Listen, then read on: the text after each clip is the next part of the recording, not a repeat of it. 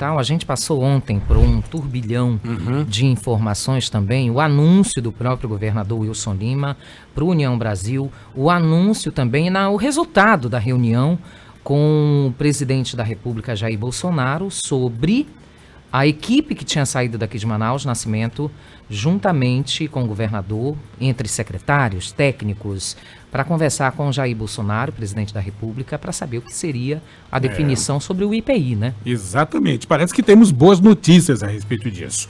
E o importante é que houve uma mobilização muito forte. Ainda temos aí a esperança de que a Zona Franca de Manaus possa ser preservada, mas não deixa de ser um sinal de que nós temos, Tatiana Sobreira e ouvintes, a necessidade de novas matrizes econômicas. Essa mobilização passou também pelos senadores, deputados federais, bancada amazonense que se mobilizou e ficou à disposição da sociedade, não somente em suas redes sociais e com ações impetradas juntas, não somente com o governo do estado e a prefeitura de Manaus, como é o caso do deputado federal Marcelo Ramos, que está na linha conosco e ao vivo vai falar diretamente de Brasília, onde ele protagonizou também uma das frentes para chegar até o próprio ministro da Economia, o Paulo Guedes, e a gente tem motivos para comemorar. Deputado, o senhor está na linha com a gente? Seja bem-vindo, bom dia e boa tarde. Uma alegria falar com vocês. Realmente, a Zona Franca já viveu muitos ataques pontuais, ora no polo de concentrados, ora no polo de duas rodas, ora no polo de eletroeletrônicos, ora no polo de informática. Pela primeira vez, nós recebemos um ataque sistêmico que comprometia não um polo específico, mas o próprio funcionamento do modelo Zona Franca de Manaus, que seria a consequência da publicação do decreto reduzindo 25% do IPI de todos os produtos industrializados do Brasil. Desde que o decreto foi publicado, nós alertamos para o quão grave isso era, não só para os empregos diretamente gerados pela Zona Franca de Manaus, mas também para a arrecadação do Estado e dos municípios do Estado do Amazonas, para uma queda drástica na riqueza circulante do nosso Estado, e para uma profunda crise econômica e social que seria decorrente dessa medida. Ontem, iniciamos as tratativas a partir daqui de Brasília, tivemos com o presidente do Senado, Rodrigo Pacheco, com o presidente da Câmara, Arthur Lira, que se comprometeram a intervir junto ao ministro Paulo Guedes. E aí surgiu um fato inusitado que acabou nos ajudando nesse processo de negociação, que foi o anúncio, e já havia previsão ontem do aumento do combustível por parte da Petrobras e a urgência do governo de aprovar uma matéria que possa conter um pouco esse aumento. Essa matéria estava pendente de votação no Senado e os nossos senadores foram muito hábeis, já que dirigem grandes bancadas, em condicionar os votos das suas bancadas nessa matéria do combustível a uma mudança no decreto da redução do IPI. E acabaram alcançando êxito. Com isso, êxito esse foi anunciado quando da reunião do presidente Bolsonaro com o governador. O mais importante não é encontrar nessa história heróis ou salvadores da pátria. O mais importante é entender que toda a classe política do Amazonas se uniu para defender o interesse que está acima de qualquer disputa política, que é o futuro das próximas gerações de amazonenses. Até mesmo aqueles que, no primeiro momento, passaram a defender o decreto, tiveram que sucumbir aos efeitos catastróficos que eles teriam no Amazonas e, felizmente, se irmanaram nessa reta final por uma luta de todos que garantiu a ressalva dos produtos produzidos na Zona Franca de Manaus através de um decreto que deve ser publicado amanhã. Aí, parabéns pelas figuras de Nelson Mandela e Winston Churchill, parece ali atrás. Do senhor, verdade, Pelo bom gosto. Agora, eu gostaria de fazer uma pergunta para o senhor.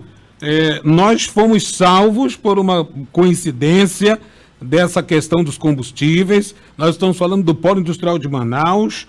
Nós fomos salvos. O que fazer a partir de agora, de uma forma coesa, como civil, da bancada aqui do nosso estado, para que a gente possa definitivamente ter uma segurança maior do polo industrial de Manaus? Não tem que ficar sofrendo isso o tempo todo, é uma angústia muito grande. Houve uma Entra angústia. Governo, sai governo, é a mesma história? Olha, será que constantemente teremos esses ataques? Sabemos que a economia global, né, o mundo se move, há guerras, há novos governos e a Zona Franca constantemente sendo atingida. De que forma a gente pode proteger de um espaço maior? Definitivamente, é claro que é impossível, mas de um espaço maior de proteção, na sua opinião?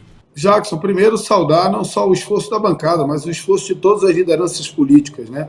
O governador Wilson Lima, que tomou a dianteira de diálogo direto com o presidente da República, o prefeito Davi Almeida, que foi muito proativo ao mobilizar numa reunião em pleno carnaval toda a classe política para fazer um gesto público de comprometimento com o nosso modelo, a bancada de deputados federais, a bancada de senadores, a Assembleia Legislativa, a Câmara dos Vereadores de Manaus.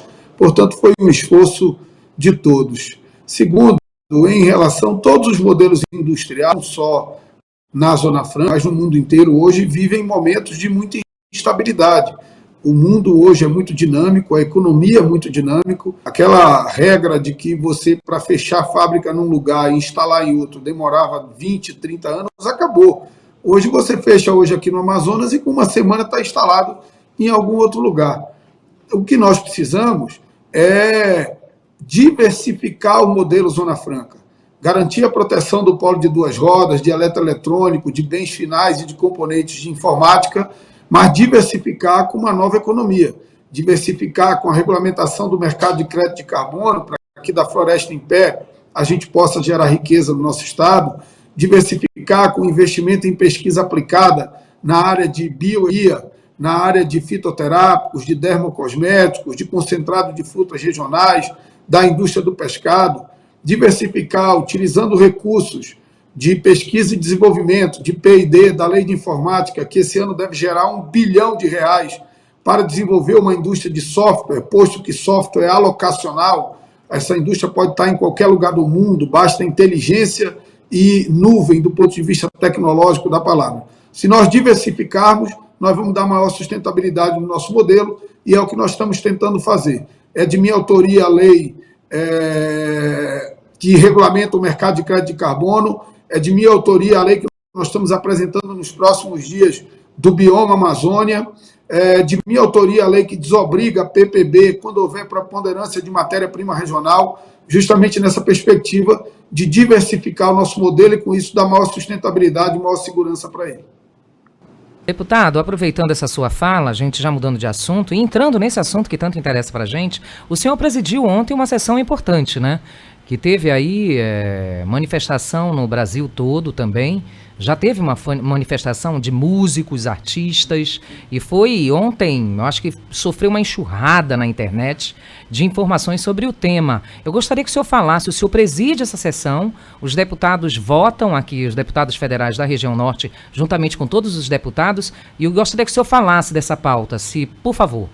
O que foi votado ontem foi uma matéria que regulamenta a mineração em terras indígenas. Na verdade, não foi votada a matéria, foi votada apenas a tramitação em regime de urgência. Eu, todas as vezes, Tatiana, que sou perguntado sobre isso, e eu vejo muita gente querendo falar de Amazônia sem nunca ter pisado na Amazônia e sem conhecer a realidade dos povos da Amazônia. Só acha que não tem mineração da Amazônia e que não tem mineração em terra indígena na Amazônia quem não conhece a Amazônia. A mineração efetivamente acontece na forma de garimpo, agressiva do ponto de vista ambiental, violenta do ponto de vista da relação com as populações tradicionais, em especial as populações indígenas, comprometedora do ponto de vista fundiário, sem arrecadar nenhum recurso para o Estado brasileiro e sem arrecadar nenhum recurso para essas populações tradicionais que muitas vezes têm suas terras sobre enormes potenciais minerais do nosso país. A pergunta é: o Estado brasileiro, historicamente, já se demonstrou incapaz de coibir completamente essa mineração agressiva e predatória. Nós vamos manter como está, com a mineração agressiva e predatória, ou nós vamos regulamentar de forma dura, para que as regras sejam absolutamente rígidas, para que os danos ambientais possam ser mitigados e os não mitigados possam ser compensados, para que a riqueza gerada por isso seja transferida em riqueza para as populações tradicionais, em riqueza para o Estado brasileiro, ou nós vamos deixar como está. Eu sou daqueles que discordo do texto do projeto, já disse isso, claro, mas acho que nós temos que regulamentar. Até porque, Tatiana, a decisão de regulamentar ou não mineração em terra indígena, ela não está em discussão. A Constituição Federal de 1988, no artigo 231, deixou claro a possibilidade de mineração em terra indígena. apenas remeteu a regulamentação para a lei. Nós não podemos só defender a Constituição no que nos interessa. Não, esse artigo eu defendo porque eu concordo com ele, esse aqui não. A defesa da Constituição não pode ser seletiva.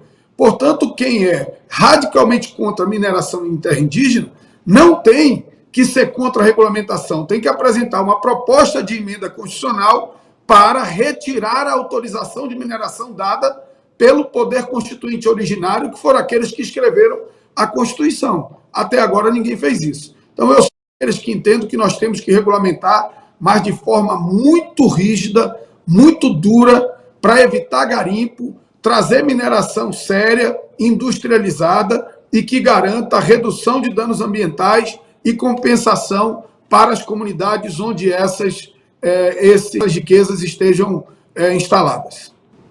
Deputado Marcelo Ramos, muito obrigado pela entrevista, aqui a seu dia a dia, a FM Onda Digital, são assuntos pertinentes, nós vamos buscar mais vezes esse contato direto com o senhor, no sentido de esclarecer e trazer aqui para os nossos ouvintes, internautas, não só de Manaus, como também de Belém, que estamos em Belém, pela 104,7, atentamente sobre essa questão da regularização de terras indígenas, mineral de terras indígenas, tanto o Amazonas quanto Belém, não tenha dúvida disso.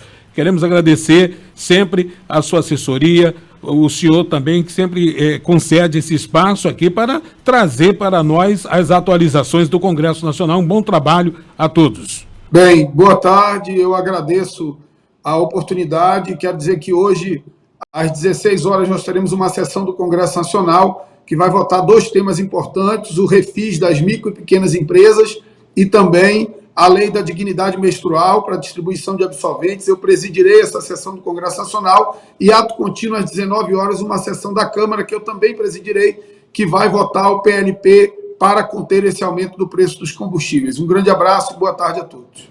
Ô, deputado, só deixar um registro também para quem nos acompanha. Daqui do estado do Amazonas, é o primeiro deputado federal que assume a cadeira de presidente, quando o presidente não está, e está como vice-presidente também da Casa Parlamentar Federal mais importante do país também, que é o deputado Marcelo Ramos. Não tive a oportunidade de falar com o senhor antes, mas quero lhe parabenizar também pelo feito. Tatiana, eu me sinto muito honrado e, acima de tudo, grato ao povo do Amazonas que me deu a oportunidade de viver esses momentos tão importantes e de tanto protagonismo na vida política do país. Obrigado. Bem, Jackson Nascimento, a gente encerra, agradece também a própria assessoria do deputado e a você, ouvinte, que nos acompanha.